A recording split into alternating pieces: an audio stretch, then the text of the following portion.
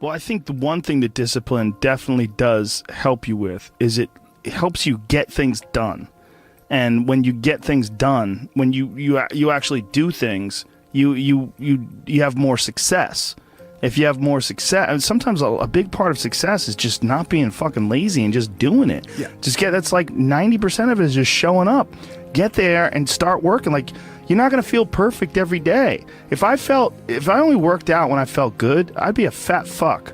Because there's a lot of days I don't want to do it. It's pretty much the same with everybody that actually gets good at something. There's got to be those days you push through, and they're probably going to be more numerous than the days you don't. And so the benefit of discipline in my eyes has always been that through discipline I get things done. Yeah. I always say that I'm like the most lazy, disciplined person I know, because I don't want to do it. Yeah, but I always do.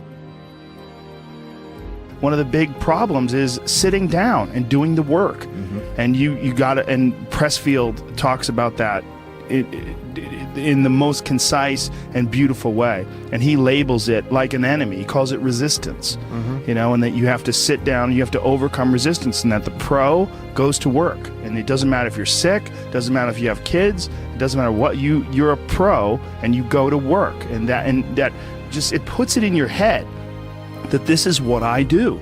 This is what, and you have pride in that. And then when you are in front of that keyboard and you look down at the count, it says, I got 1,000 words today. I put 1,000 words in. You're doing the work, and out of that work, gems blossom. Yeah. Little things, but you might have a day where you just write nothing but dog shit. So what? Show up again tomorrow, and tomorrow out of that dog shit, a flower will emerge. You never know, and that's the only way to develop real.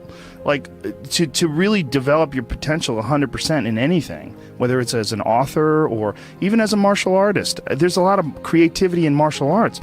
To be a great striker, you have to be creative, because you have to develop patterns or execute patterns that aren't going to be perceived.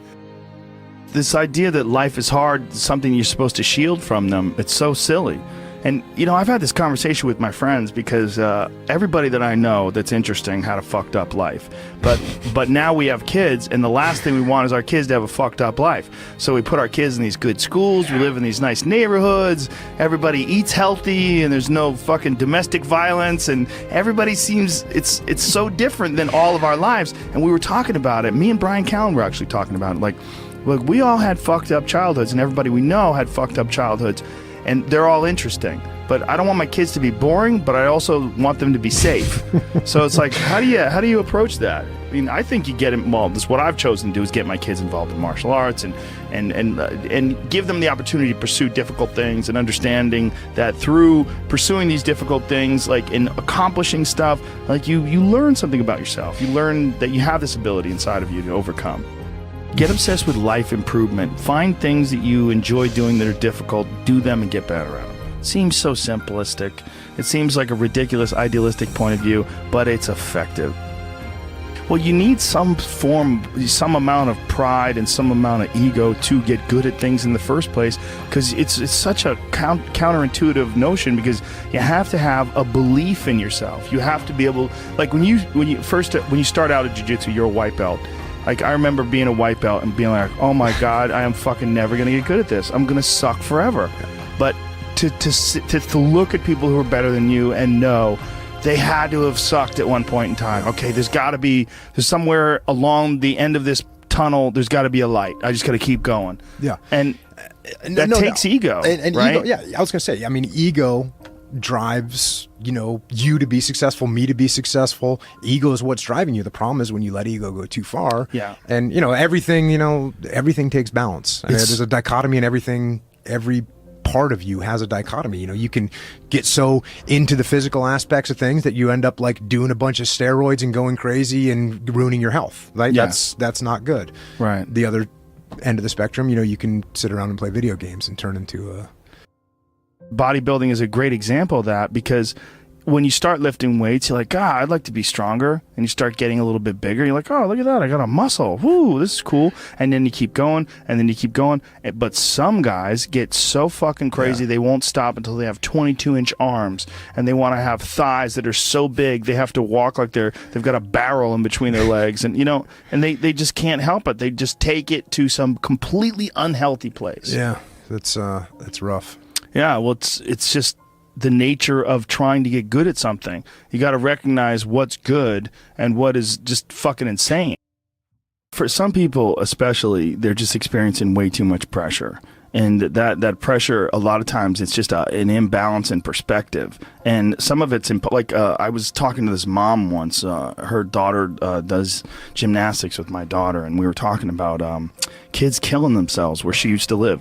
She used to live in one of the really wealthy tech areas outside of San Francisco, and a bunch of kids that went to school with her daughter that were like 15, 16, were jumping off bridges and shit. Like, it was like an epidemic. And they were trying to figure out what the fuck is going on, and they're literally calling it affluenza.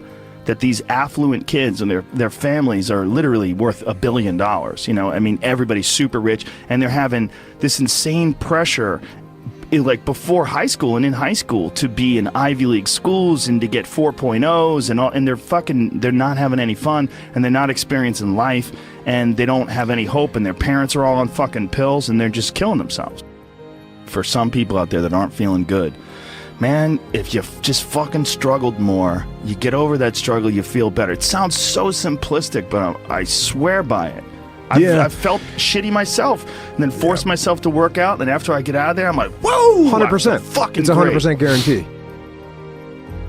It's hard for people to break momentum, too. Momentum that's good momentum, or momentum that's bad momentum. When I get on a good groove of working out all the time, I feel it. Like, after I'm done working out, I'm like, yeah, I can't wait to get in there again. I can't wait to work out again. That's the good momentum. But then there's that bad momentum, like you get injured or something like that, and you can't do anything for a couple of weeks, and then to try to get that kickstart that motor up again, it's hard to get momentum. There's a lot of people that are eating shit food, and then by the end of the day, your body's in a crisis. Yep. Your body's just processing all this bullshit. And if you're eating a big, bullshit lunch filled with nonsense, like, your body's got to process all that stuff. And so at the end of the day, yeah, you're going to lose your willpower. So, like, when 5 o'clock, 6 o'clock rolls around, you're going to be tired. But if you have a healthy lunch, and, you know, you're properly fueled, and then you also have positive people in your life, everyone's motivated, by the end of the day, you're going to feel good. Whatever the fuck your thing is, just go and do it. Just force yourself to do it. And if you feel like shit because you ate lunch, then your lunch was, filled with bullshit, well then, hey dummy, don't eat shitty lunch tomorrow. Tomorrow try a nice salad. Yeah. Try a salad with some salmon and see how you feel then. You're like, hey, I feel way better today at 6 o'clock. Duh. Yeah. Now your decision making will be better. Like, people don't understand how significant it is. Like, all these little decisions, those are like that's the path for the rest of your existence on Earth. And if you decide to go to fucking Cheetos chocolate chip cookie route, you're just making a shit path. You're carving your fucking path through broken rocks and glass, and it's not the way to go. You know what else doesn't exist in a day-to-day life? A place where it's okay to be a man. It's actually okay to be a man. It's okay to have man thoughts. Like, everybody is so toned down and neutered. It's like human resources and corporate life has watered down people's natural behavior to the point where people are just dying on the inside, sitting in these fucking cubicles, rotting, just freaking the fuck out, having all these thoughts they can't entertain, having to pretend to be someone they are not all day long, putting on this bullshit way of talking, this fake way of thinking. Everybody's got to subscribe to whatever fucking ridiculous policies their company wants to enforce. And you're just a robot, and you get out of there and you just want to scream. It's this fear of discomfort. People have this extreme feeling in their mind when it comes to their associations with exercise. They want to avoid discomfort. They feel like any type of exercise is just like something to be avoided. That's not for me. Fuck that. I don't want to sweat. I don't want to strain. And a lot of times, this association that they have is about the beginnings of getting in shape. It's not about once you're actually fit. Because once you're actually fit, exercise is something you look forward to. It's an alleviation of stress. it feels great. Like if I can't get a workout in, I look at my schedule. I go, oh shit, I don't have any time for a workout, which means I'm not going to get that good feeling. And so instead of looking at it like, oh, I've got to go grunt and sweat, I'm thinking I'm not going to feel good. I'm not going to feel relaxed. I'm not going to feel carefree. And I'm not going to feel even appreciative. Like my appreciation of things, and it gets enhanced greatly after exercise. I just feel better. I feel like I can take things in for what they are rather than, you know, whatever sensory data that I'm getting from any event is just one more distraction that gets in my way. And you know, that's a lot of times how I look at things if I'm overstressed or if I'm working too much. Like our bodies, for whatever reason, most people, their associations are to avoid anything that's uncomfortable. But it's so illogical, because when you look at comfort and you look at success and progress and the feelings of accomplishment and of getting past certain hurdles in terms of like how you feel about life, a lot of those are connected to discomfort. Like discomfort is your friend. It really is. Like discomfort and not being happy and content with certain situations in life or certain feelings in life, they're massive motivators, and they're amazing at facilitating change. And yet our instinct is to avoid those and just sit on the couch and watch some fucking reality show about dudes who make moonshine with our jaw open, like it's bizarre.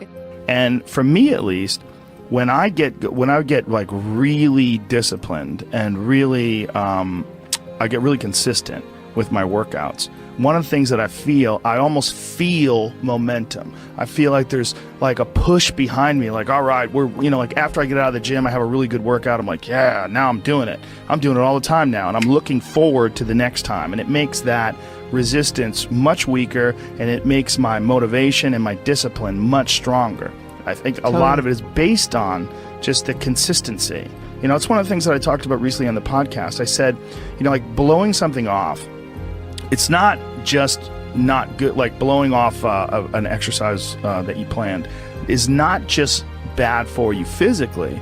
It's also bad mentally, because then that option is now available. The option to fuck off is available. And you did it before, and you're probably going to do it again, and you'll get mediocre results, not just in that aspect of your life, but maybe in all aspects of your life. Because I think that option to fuck off, when you embrace it, that is a pathway that you might choose when it comes to dealing with conflict in your personal life, dealing with business decisions, dealing with career decisions, like an uncomfortable decision that you might be faced with, where you need to make a change as far as like what your pathway is in life, but you don't do it. Instead, you fuck off. And that the inclination to fuck off, I think, that gathers momentum as well. The inclination to be disciplined, that comes with momentum too. And I think both things, like you take a path, like the path of the healthy person or the path of the fuck off. Like this is not, like your body is like a race car that you can juice up yourself. Like you can add the fat tires, you can add the improved suspension, you can beef up the horsepower in the engine. You could do all that yourself. Or you could just choose to have this shitty body that's always falling apart on you, because we're essentially ecosystems. You know, and we're in charge. This weird consciousness that has all this resistance and has all this inclination towards comfort and fucking off and blowing things off is what is in charge of making all these things happen that keep this ecosystem healthy. It's almost like if Earth itself had like a shitty manager. You know, if like there was a natural manager of Earth that was like, oh God, who cares if it rains? Oh God, you know, like I'm gonna stop growing things. I don't give a shit anymore. It's all stupid anyway. I mean, it's literally like the just blow it up. Yeah. Fuck it. Let's just kill all of life. Well, it's all gonna die eventually. I mean, the sun only lasts 7 billion years. You see, that is the perspective a lot of people take with aging, where it's like, well, you're gonna die, you're gonna age, you can't stop aging, and it's like, yes, you're right, but that's not the point. The point is to age better.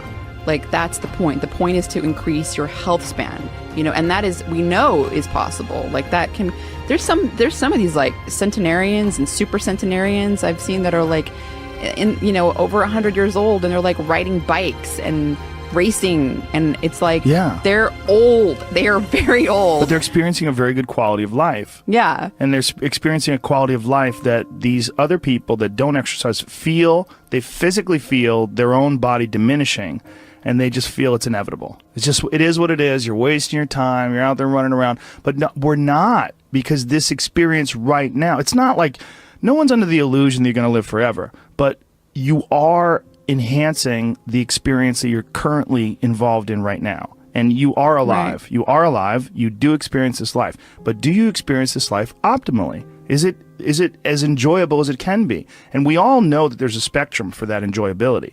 Like, we've all had times in our life where it's not been so great. And then times in our life where everything came together, like, what a fucking great day. Woo! Like, make more of those. Like, you can make more of those. And then the whole thing's better. And I think when that whole thing is better, it affects everybody you touch, everybody that's around you, everybody you come in contact with, and that in turn, I mean, it sounds so grandiose, but in turn can affect the entire race of human beings. I've always wondered if the depression that people see en masse today, there's so much depression that people, I mean, it's a common trait. Like, it's a common condition. Oh, he suffers from depression. Oh, she suffers from depression. Like, oh, he's got herpes, you know what I mean? It's like, it's a common thing. I've always wondered, or I've been wondering more and more recently.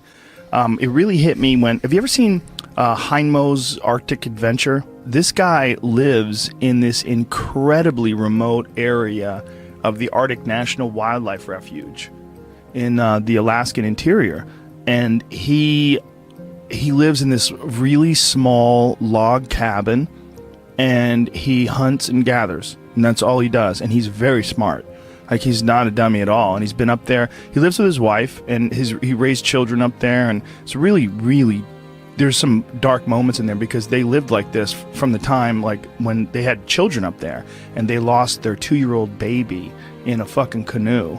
Like, they tipped over in a canoe and lost their kid. And it's like, it's really intense when they revisit the site and leave flowers. And it was like 30 years ago, and they had several children since then, but this moment is still like this intense moment of loss for them when they lost their baby. But this fucking guy is very happy and very, very smart and very connected and very articulate.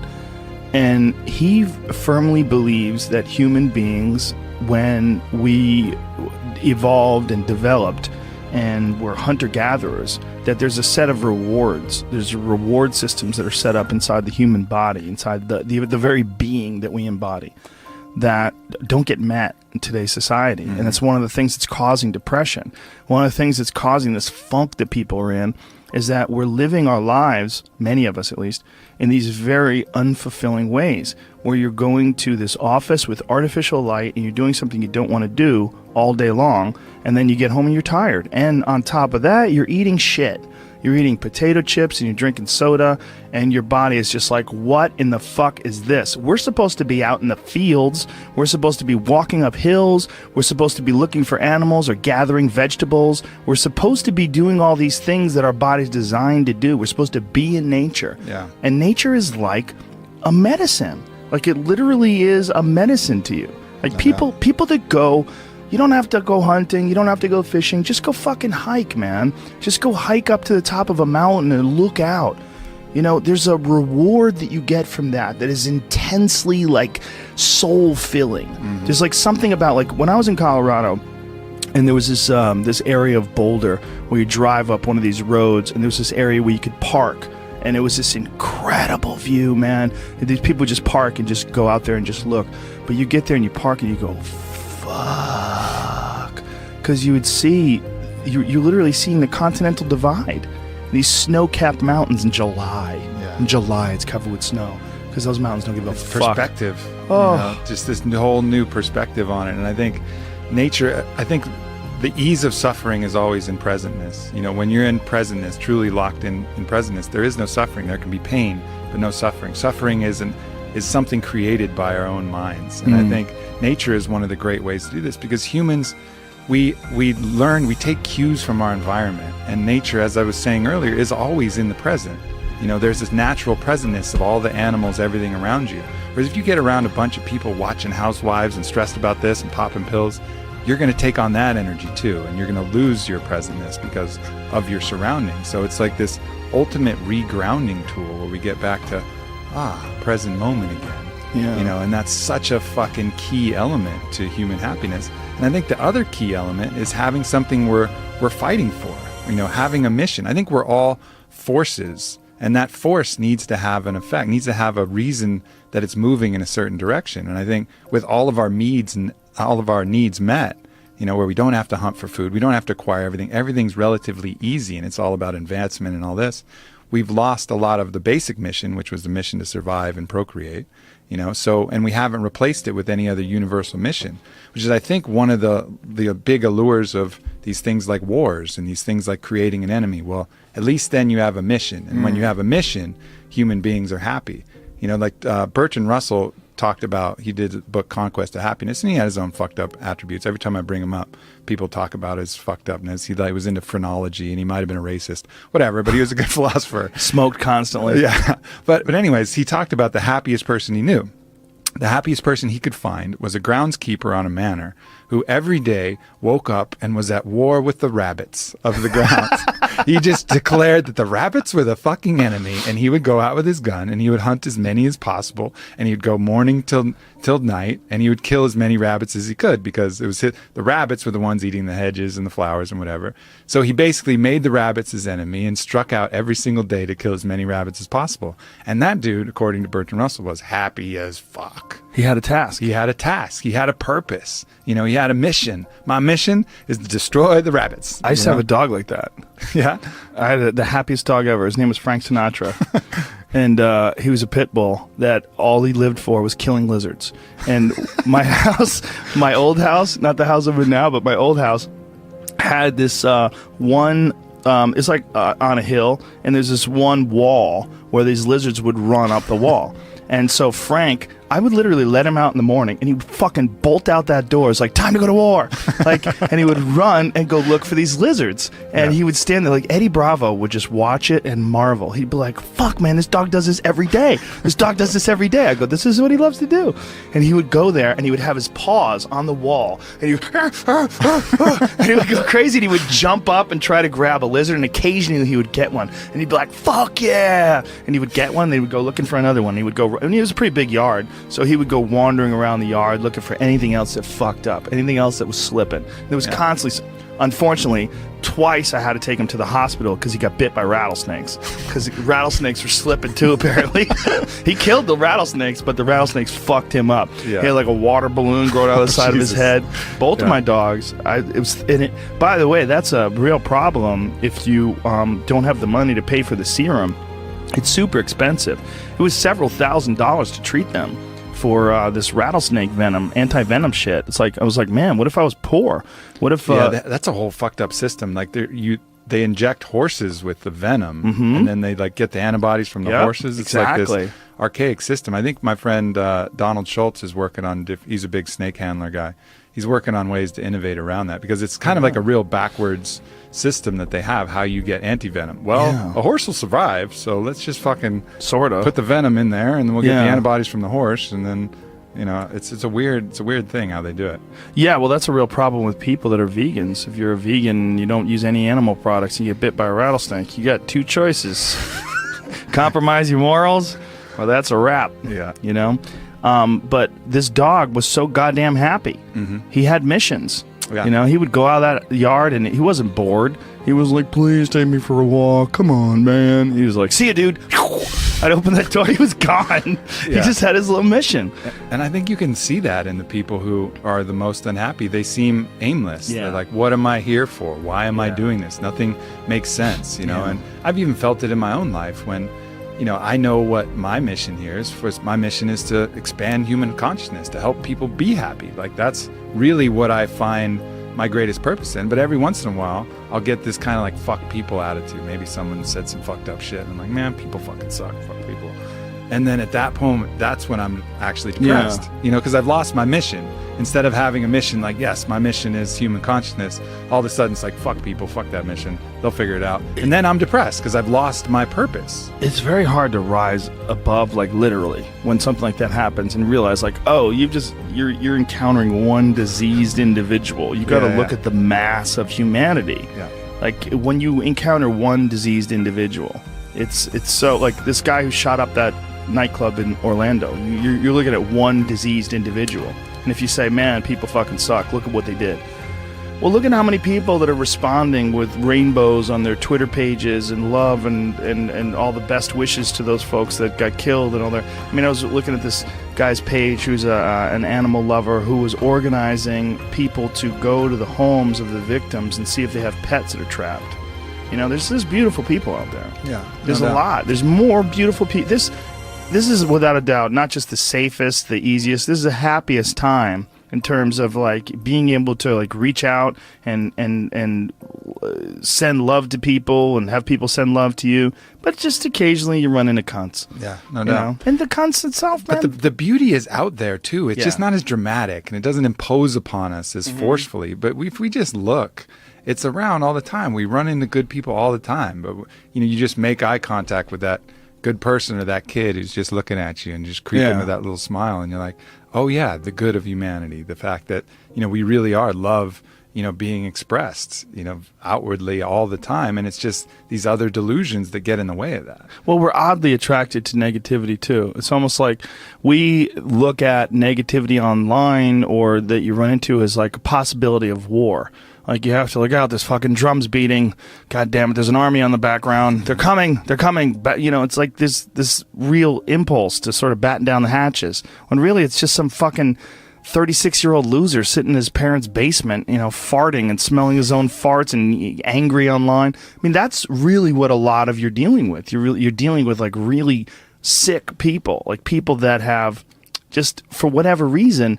They've not found their path. They've not found any happiness. They've not found any fulfillment. They haven't found any growth.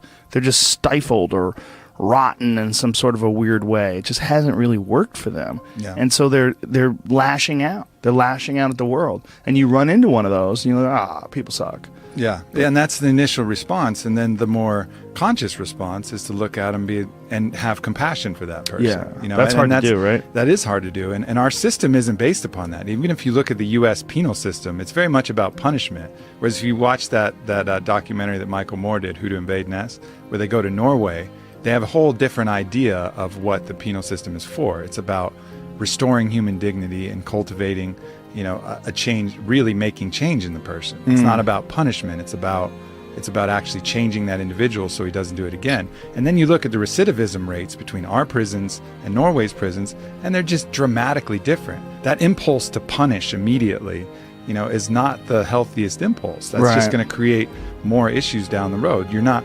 rehabilitating anybody. You're just taking even more broken people and putting them out in the world and hoping they're not going to do the broken things. Well, it's not going to fucking work. You know, the right impulse is always that compassion and looking to see, as if that was you, how all of these fucked up elements of the world and choices. I'm not overriding the fact that they had choices in all this. They're not free of guilt. But look at that like this is the person that just made some bad choices and had some tough shit to deal with and couldn't overcome it. The resistance in the video game was higher than his skill set, and he wasn't able to choose to work and choose to the positive elements that would allow him to overcome it. You know, yeah, see that. It's also Norway's dealing with far fewer people. That's true. You know, and that's a good thing for them. And it's also they don't have that conquerors mentality that we have. So we're so wrapped up in success and also in punishment. I mean, that is a big aspect of our culture, like punishment. And I mean, like when anybody does anything wrong online, the amount of people that feel like it's their job to shame that person and embarrass that person and insult that person, it's pretty crazy to watch when something goes down. It's all so counterproductive, you know, and I see that in the people shaming people for appropriation, right? So let's say, for example, someone wears a headdress at a fucking festival, right? They're probably they're not doing it to mock the Native Americans, most likely. It's probably like a mild appreciation and interest. I think this looks cool. I'm in a place and, you know, and then all of a sudden they get all this intense hate and shame and putting all of this stuff, all of these intentions on them that weren't true. Again, going back to my point about morality, it's not about the act, it's about the intentions of the act. But right now we make it all about the act. Oh, you wore this headdress, that means you're insulting thousands of years of Native Americans, you're oppressing, you're appropriating. Like, no, I fucking wasn't. I was wearing a fucking headdress. But then all of a sudden that imprint will create trauma, and that trauma will have a poisonous impact that will make them feel weird and make them want to do that to other people. So it's like you're injecting someone with a hate virus, you know, that they're going to then pass on to other people rather than doing the opposite, you know, spreading the love herpes, where it's this contagious positivity that goes the other way. And we have those choices with how to deal with people, but more often than not, we come with this thing to punish and create more trauma, which triggers their own self-judge and their own self-hate, lowers their own self-love, and then they're going to pass that off to kids, family members, people around them. You know, there's just two sets of dominoes that we can choose to take either path.